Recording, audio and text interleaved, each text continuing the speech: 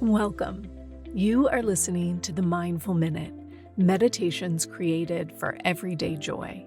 I'm your host, Meryl Arnett, and my passion is making meditation accessible and enjoyable. This podcast is recorded from my live Monday night meditation class, where we have a brief discussion followed by a guided meditation.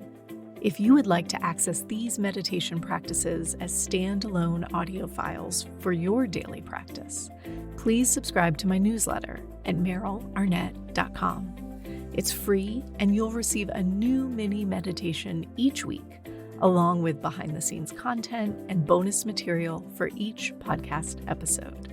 All right, let's grab a cup of tea, a comfy seat, and settle in for today's practice.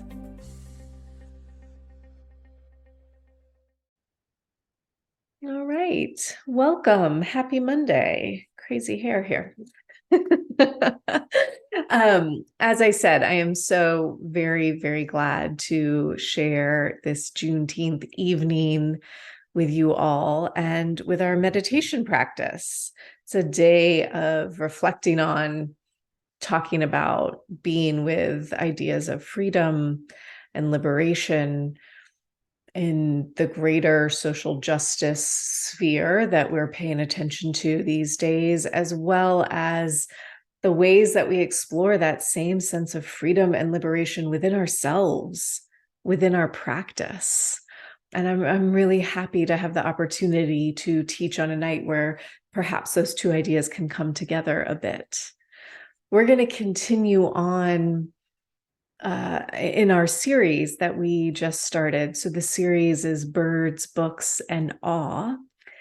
And last week, I introduced the quote that is sort of thematic of the series. It's going to carry us through this series of sort of disparate pieces like birds and books.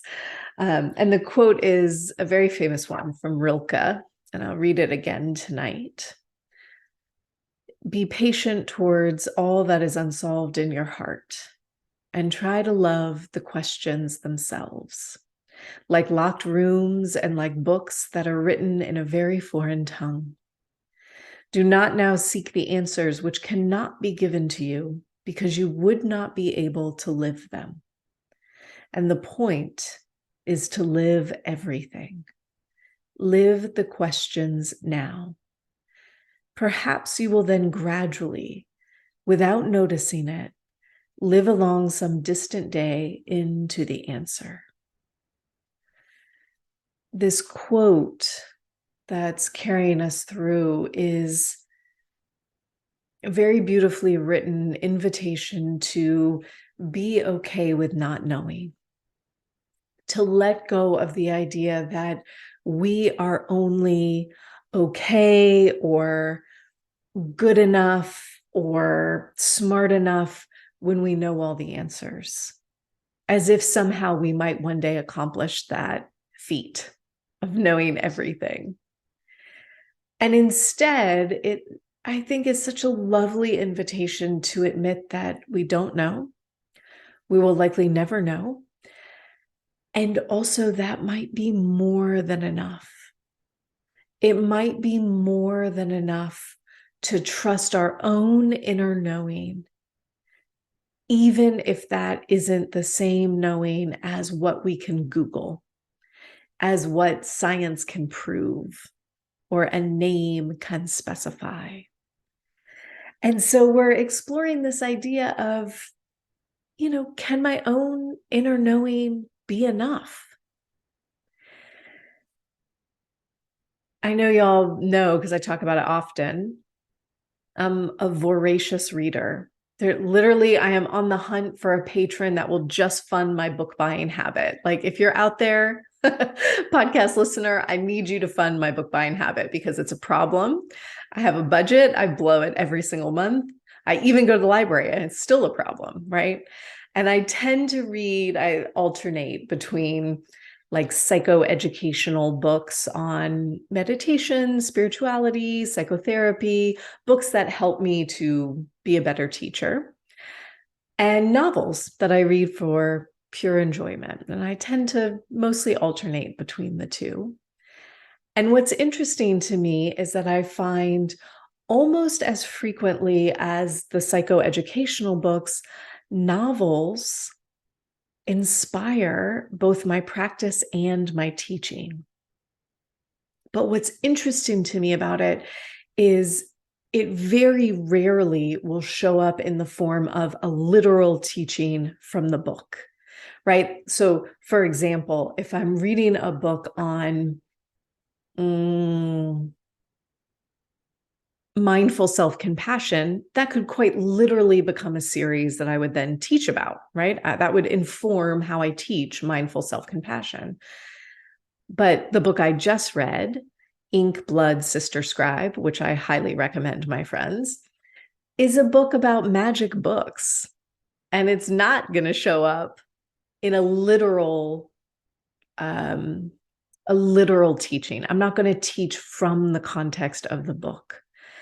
And yet, even though I cannot name how or why, I feel a thread of connection, a sense of energy or curiosity or inspiration that is balanced between this book that I just read and what I'm exploring within my own meditation practice, within myself. And I wonder if anybody else has had that experience. If you've read a book where you're like, I don't know how or why, but somehow this feels magically meditative. I would love to know the name. Feel free to throw it in the chat. But it made me think about this. It made me think about language and the false sense of mastery that words can sometimes give us. Because if I read something and then I say, oh, well, clearly this is related to my practice in this way, it makes me feel like I know it, I named it, I put words to it, I explained it to somebody else. And so clearly it needs no further reflection. Clearly I have mastered this thing, I understand it, check. And when I can't do that, it leaves me feeling, I don't know, maybe a little unmoored, like, how do I put words to this thing that I can't quite explain? And that feeling is the exact same feeling I have, and I know a lot of you have around your meditation practice, right? We've joked many times. One of our longtime Monday night students once said something along the lines of, I don't know exactly how or why my meditation practice helps me, but I definitely know if I miss it, right? And that seems to be one of the best descriptors of a practice I've come across. You know, when we think about something as rich, as deep, as alive, as ephemeral as our relationship to our inner self, how can we put words to that? How can we do it justice by things that are in and of themselves limiting? When the practice, when ourselves are boundless, there is no limit to that. And we try to explain it, we come up short, and suddenly we feel like we're failing in some way, when the truth is, there's no possible way words could do justice to what happens on the inside. There's no way. So often I feel these really interesting connections between what I'm dreaming about, what shows up in my meditation practice, maybe what I'm reading or what I heard in a podcast somewhere. And when I try to explain those connective threads to somebody else, it almost never makes sense. I can almost never make it feel so connective out in the world as it does inside me. Right? And so I think maybe it's worthwhile to think about the difference between signs and symbols to help us muddle through this complex thought process.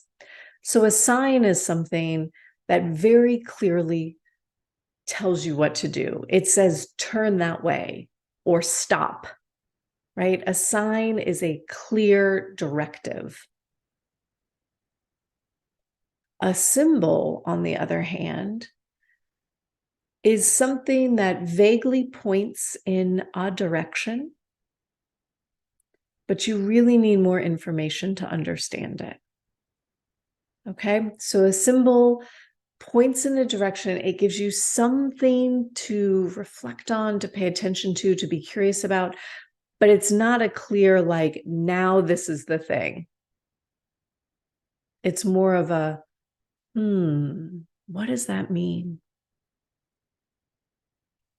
And what's interesting to me, I was just reading Ways of Being by James Bridle, and he writes in it of the evolution of language, which started as pictograms, right? Rather than the Latin letters, the way we write today, rather than A, B, C, D, they were pictures, they were images, they were these pictures that represented the thing being talked about.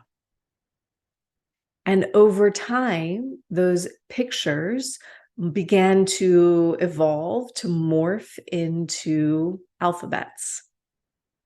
And the first alphabets, the ones that still inspire the letters that we use today, the A was bullhorns, and the M was waves of water.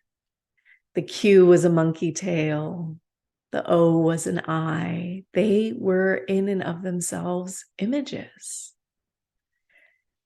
And what we have forgotten is that language tells a story through nature.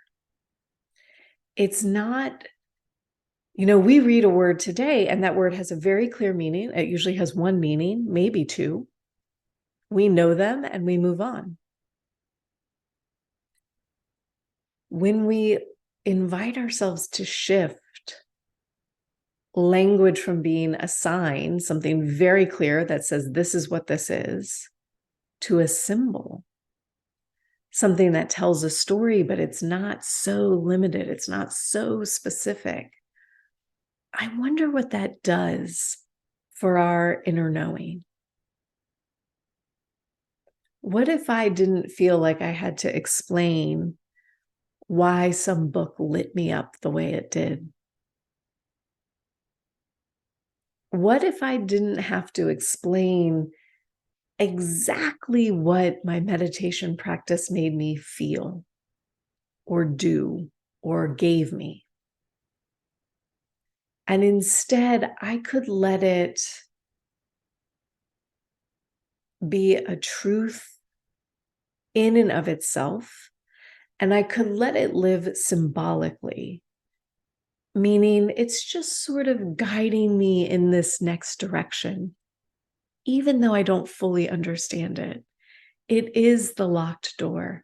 It is the book written in the foreign tongue.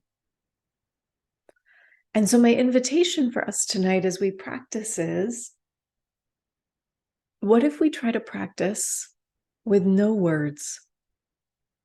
Now, obviously, I'm still going to use words. I'm still going to guide you.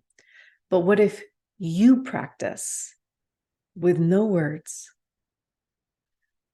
So when we close our eyes, when we start to go inside, we're not narrating to ourselves.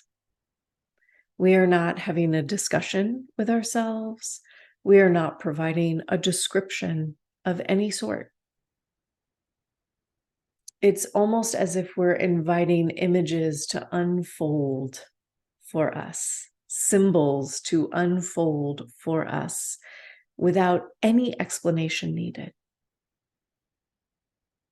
And what I wonder is, what does that do for your practice? What does that do for your connection to your sense of inner knowing, of trusting your inner experience when it no longer feels like something that you have to master with descriptors? It's not something you have to explain to anybody else. It reminds me And some of you will probably remember this. I've taught it many times in a lot of the ancient texts, the original text written about meditation. One of the words used, it's a Pali word. That was the language that most of these texts were written in. The Pali word used is ehipassiko, which means come and see for yourself. It means you can sit here and listen to me use these beautiful words and describe what happens all day long. And I bet for at least a lot of you, your brain is going to go, oh yeah, I get that. Absolutely. Makes sense. Check. And because our brain said that, it's as if we mastered it. You're like, yeah, I know meditation now because I read that book, because I listened to that talk and it made sense. And yet, when we sit and practice, it is an entirely different experience. One of my favorite things on the planet is listening to a student tell me about something that happened to them in meditation. I love it because nobody uses the same words. And there's no guarantee that what they say is anything I've ever heard before. And that doesn't make it right or wrong or better or worse. It's your experience of your inner world. That is incredible. And it doesn't come from a book. It doesn't come from a lecture. It doesn't come from words. It comes from the symbols, the images, the story told through nature, our nature. And so, as with birds and with books, the invitation is to let go of needing to know and more so invite ourselves into feeling or experiencing our own connection to these things. Yeah? So today, let us sit in practice with no words, with our own sense of curiosity and perhaps our own threads that we are interested in exploring in practice. What do you want to reflect on? What do you want to feel? Let's see what happens. So, join me in finding a comfortable seat, allowing your hands to rest onto your lap, allowing your eyes to close if you choose, or perhaps just taking a soft gaze down towards the ground.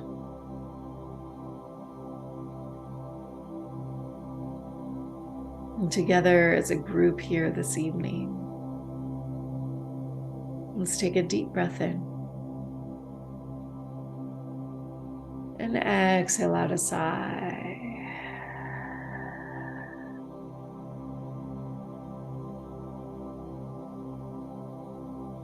And we'll do this once more, inhaling deeply.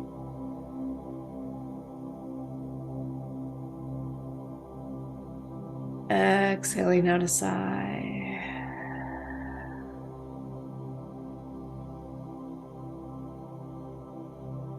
And allowing your breath just to flow.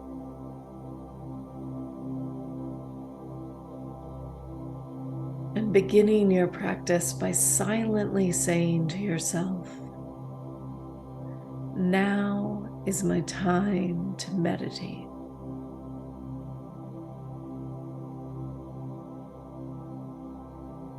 Now is my time to meditate.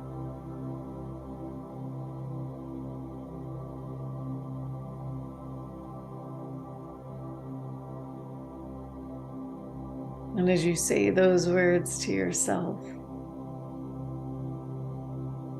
I wonder how much more you can sit down.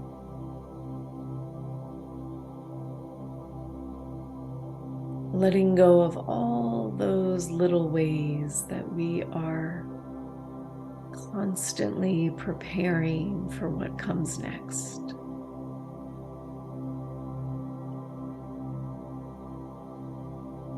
And instead, we'll allow ourselves to let go into the chair or cushion beneath us.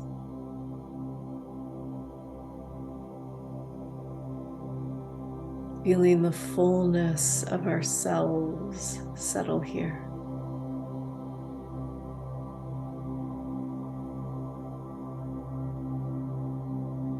You might gently straighten up your spine.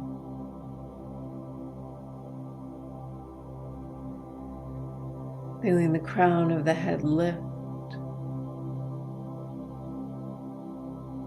and the shoulders roll back and down.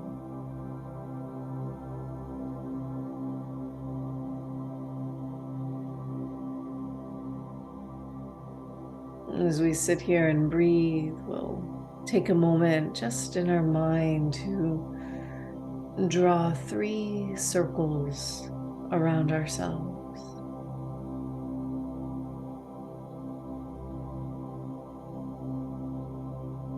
3 circles of protection.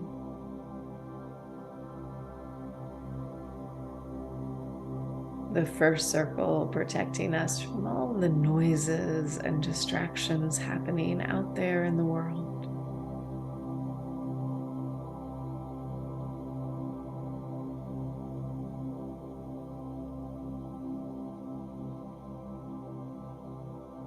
The second circle protecting us from our thoughts, our ideas.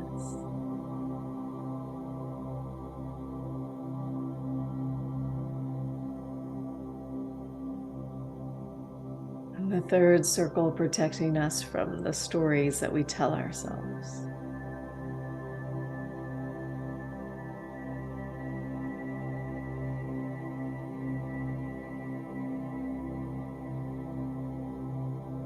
We find ourselves seated here inside these 3 circles.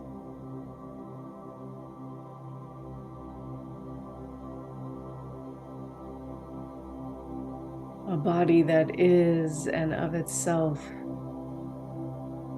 is a sacred temple of the cosmos,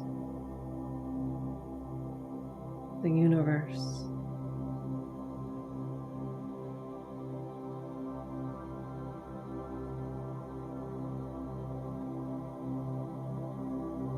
As you settle inside yourself, breathing, you feel the muscles through the face letting go. Across your forehead, your eyes and your jaw.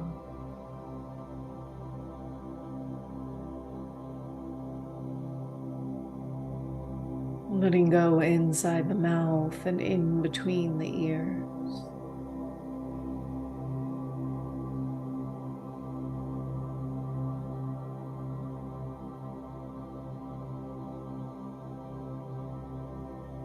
Relaxing along the neck and the tops of the shoulders.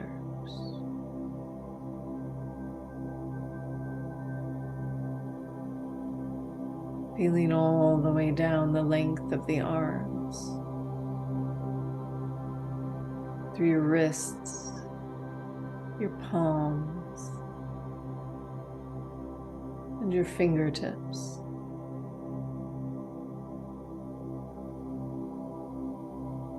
Feeling for a moment as if you were breathing in and out of your fingertips.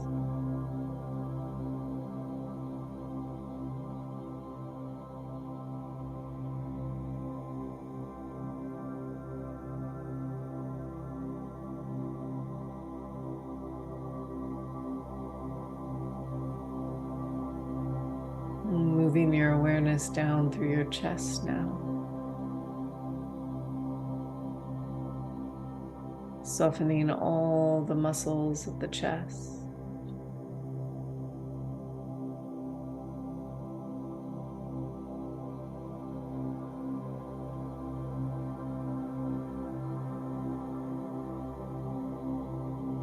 Softening all the muscles in the belly.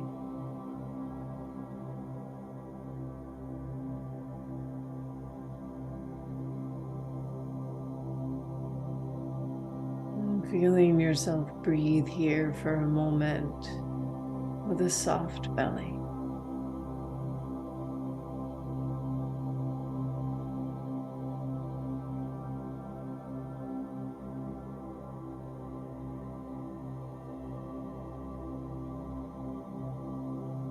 You might notice as you breathe that sense of pulsation. The way you expand out in all directions as you breathe in.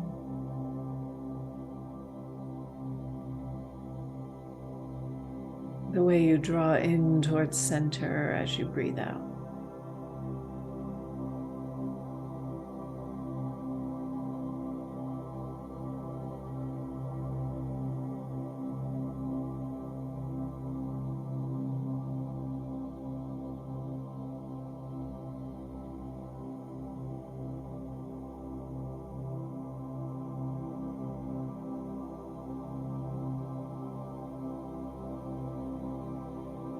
And then you might start to feel as if your breath is moving up and down the channel of the spine. As if you were breathing from the base of the spine up towards the nostrils. And from the nostrils all the way back down to the base of the spine.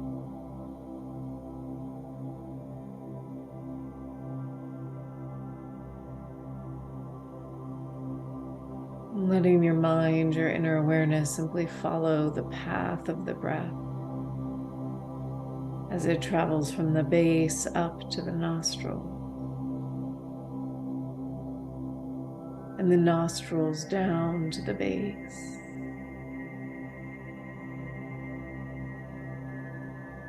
And we invite ourselves to do this without any need for words. No description, no conversation.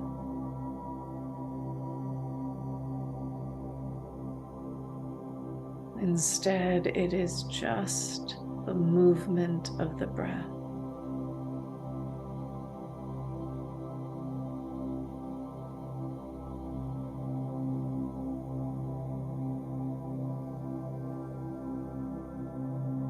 The breath traveling up.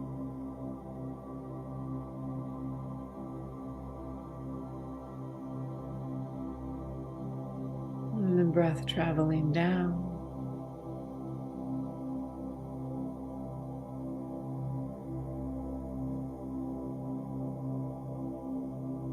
And as we settle into about 10 minutes in silence here,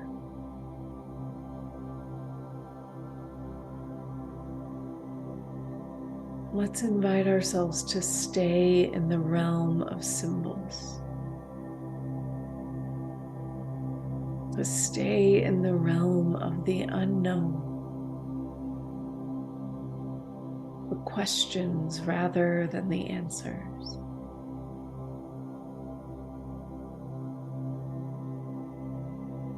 And riding the wave of your breath up the spine. And the wave of your breath down the spine.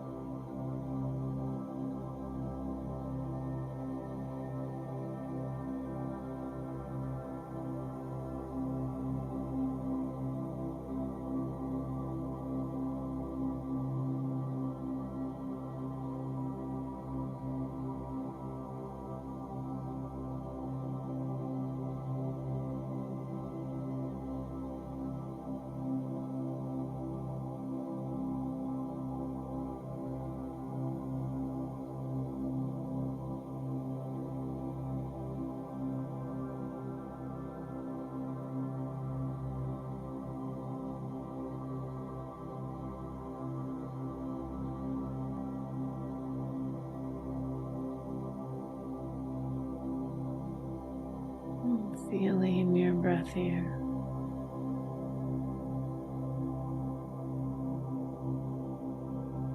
Taking a moment to let go of any words, any need to explain or describe or even name.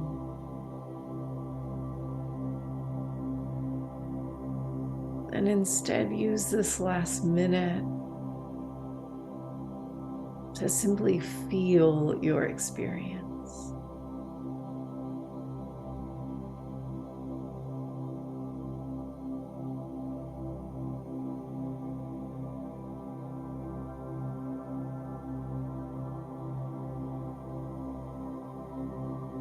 Allowing your breath to deepen just a touch.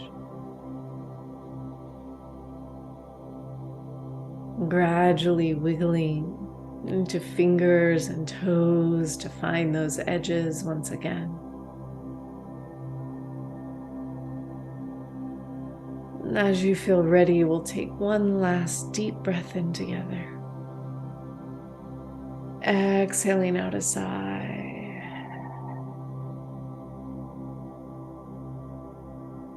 Taking all the time you need to let go of your practice, to hold on to your own inner knowing. And when you're ready, to blink your eyes open once again. Thank you, friends.